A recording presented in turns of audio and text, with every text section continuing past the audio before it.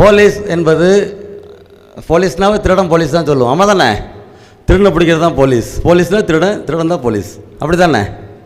இன்றைய காலகட்டங்கள் நிறைய இருக்குது. போலீஸ் என்பது எல்லாத்துக்கும் போலீஸ் தான்.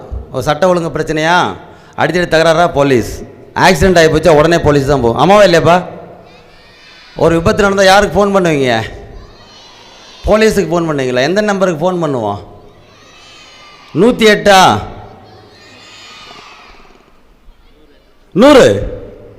100னா போலீஸா? Right, very good.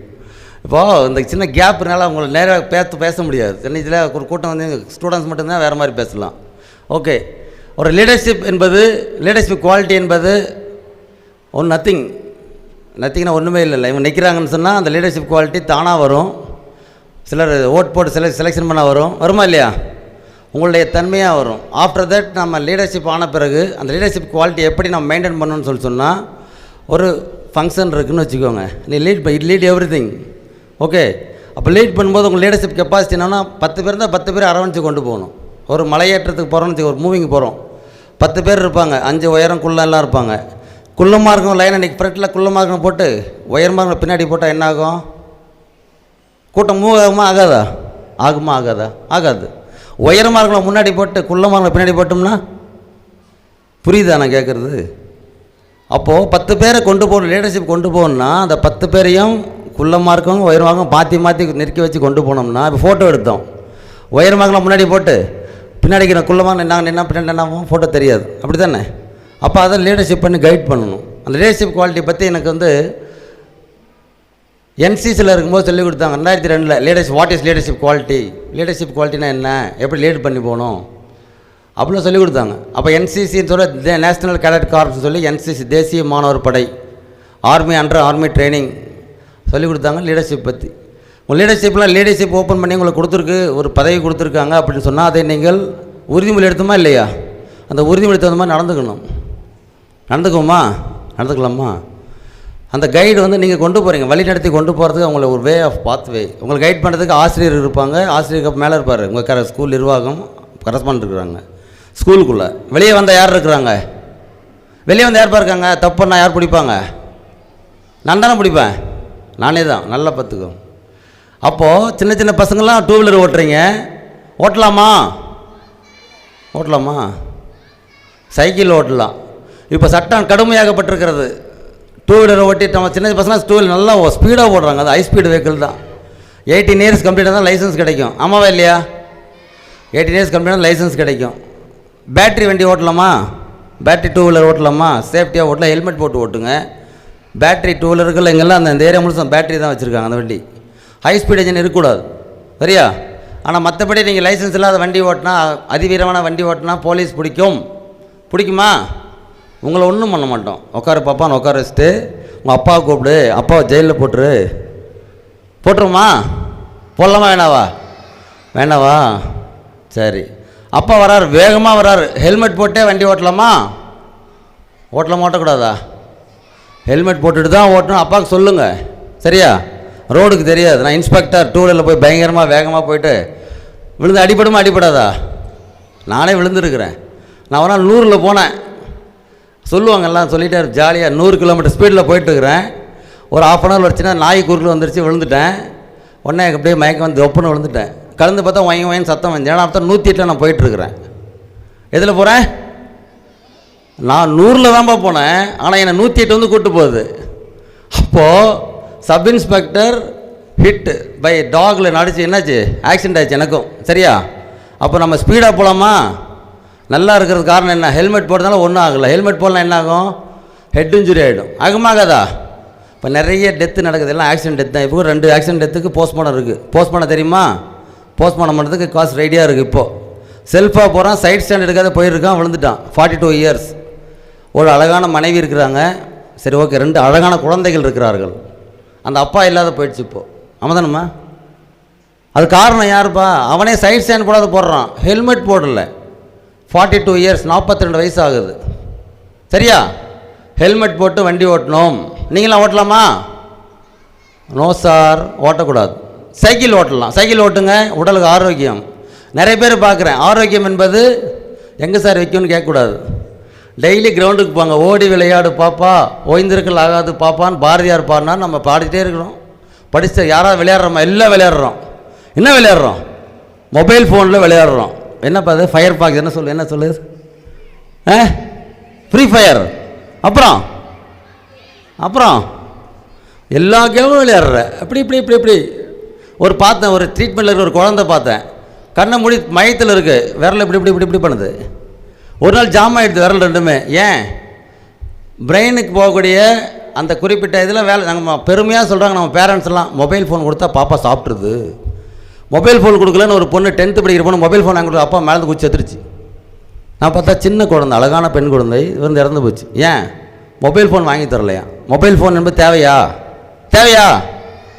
No sir. நீங்கள் மொபைல் ஃபோன் வாங்கி வீட்டில் தண்ணி பிடிக்கிறீங்க அப்பா அம்மா கிட்ட.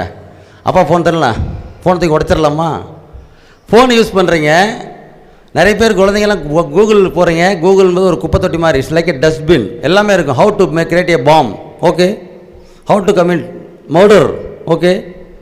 இந்த ரூட்டுக்கு போகிறதுக்கு ஒருபடி வழி இருங்க, கேரளாக்கு அப்படி போகணும் ரூட், ஓகே. எல்லாமே கிடைக்குதா இல்லையா?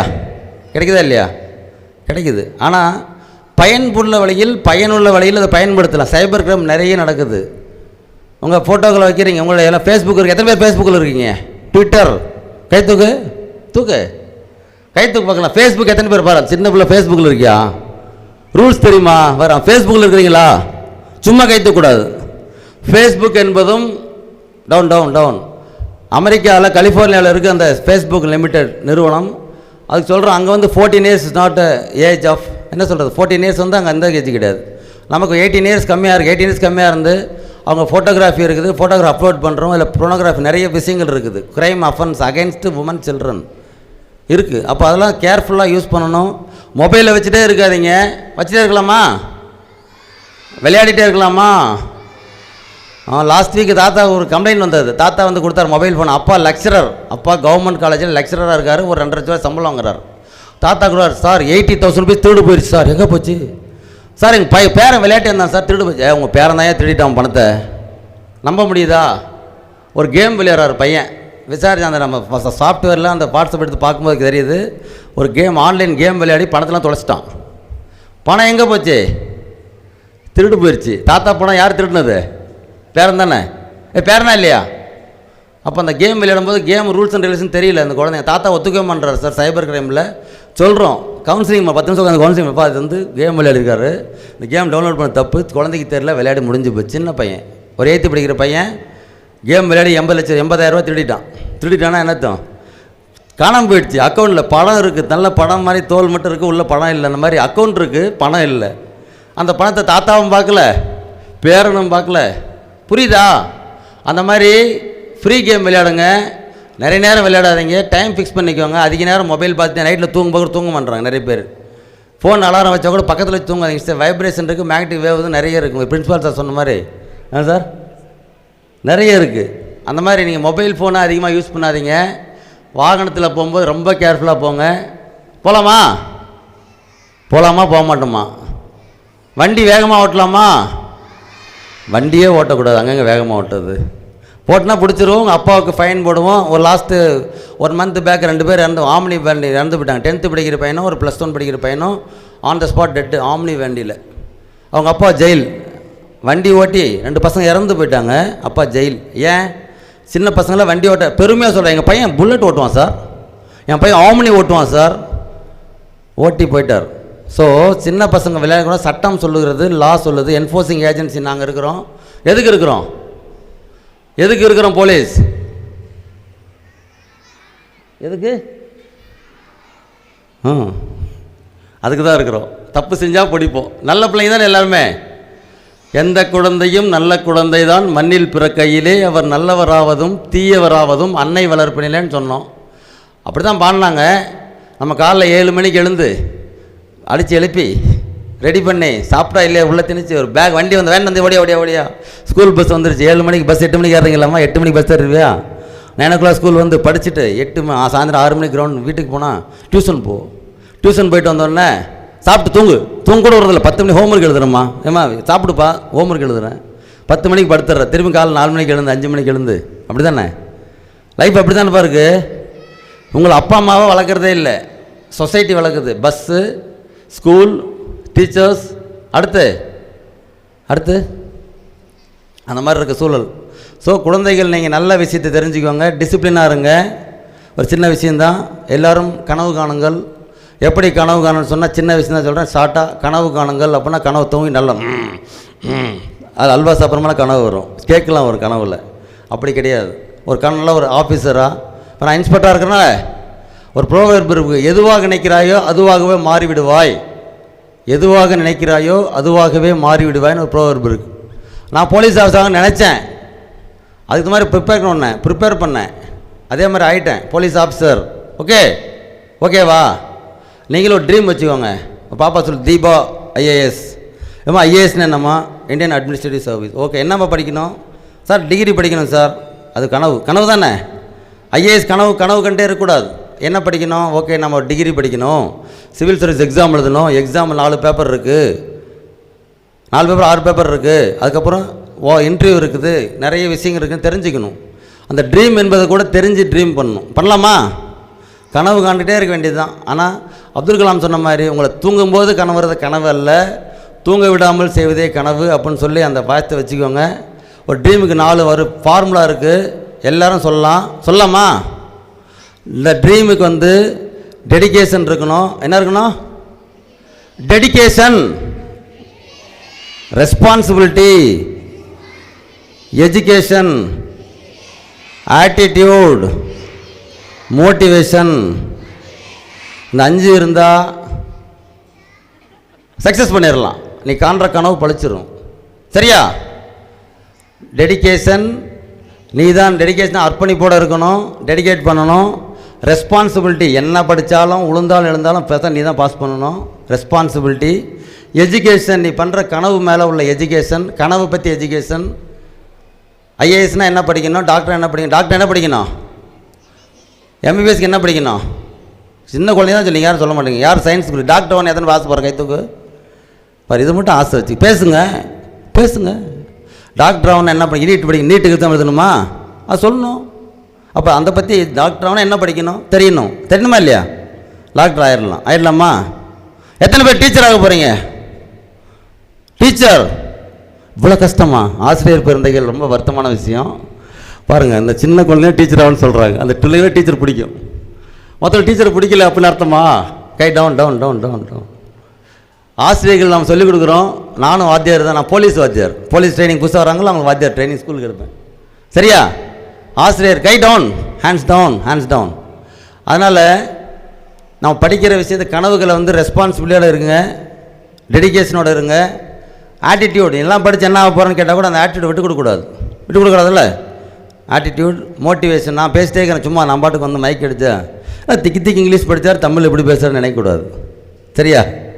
அதனால் மோட்டிவேஷன், அந்த மோட்டிவேஷன் இருக்கவே கொடுங்க. கனவு தூங்கவே கூடாது, கனவு இருந்துகிட்டே இருக்கணும். சரியா? அதில் நீங்கள் நினைப்பது போலவே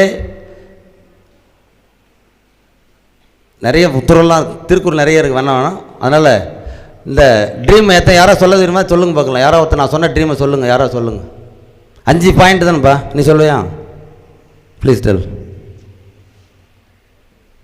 முடிச்சிடுவோம், இல்லை முடிக்க மாட்டேன், டைம் ஆச்சு. ஃபஸ்ட்டு ட்ரீமில் ஆரம்பிமா, டிக்கு ஆரம்பி. டி ஃபார் சொல்லுங்க, dedication. R for responsibility. E for education. M for motivation. எல்லாம் சொல்லு. E for education, M motivation. ஓகேவா? இந்த ட்ரீம் இருந்தால் அந்த பிளான் பண்ணி படிங்க. எது செஞ்சாலும் பிளான் பண்ணி படிக்கலாம். வடிவல் மாதிரி அடி வாங்க வேண்டியது தான். பிளான் பண்ணணும், ப்ரிப்பேர் பண்ணணும், ப்ராக்டிஸ் பண்ணணும், அப்புறம் எக்ஸிக்யூட் பண்ணணும். அந்த பிளான் அப்போ தான் சக்ஸஸ் ஆகும். சரியா? ஓகே, இந்த இனிய உட்காருங்க. எல்லாம் டைம் ரொம்ப டயர்டாகிட்டீங்க. 11 o'clock ஆச்சு. நான் 9 மணிக்கு உட்கார வச்சேன்னு நினைக்கிறேன். இந்த இனிய விழாவுக்கு நான் அழைத்து சிறப்பு செய்தமைக்காக பள்ளி நிர்வாகத்திற்கும் இந்த மாணவர்களுடைய அன்பிற்கும், அன்பு தானே இல்லை வெறுப்பாக இருக்கா, எனது நன்றியை தெரிவித்துக் கொள்கிறேன். நல்ல குழந்தைகளாக இருங்க. நல்லா இருக்கலாமா? எப்பயும் உண்மையை மட்டும் விடாதீங்க. ஒரே பாயிண்ட், உண்மையை விடவேங்க. உண்மையை விடணும், ஒன்றாகாது. உண்மை என்றைக்கும் ஜெயிக்குமா? ஜெயிக்கும். எஸ் சார், அவ்வளோதான். Yes sir. எனவே இந்த வாய்ப்புக்கு நன்றி கூடிய நன்றி, வணக்கம்.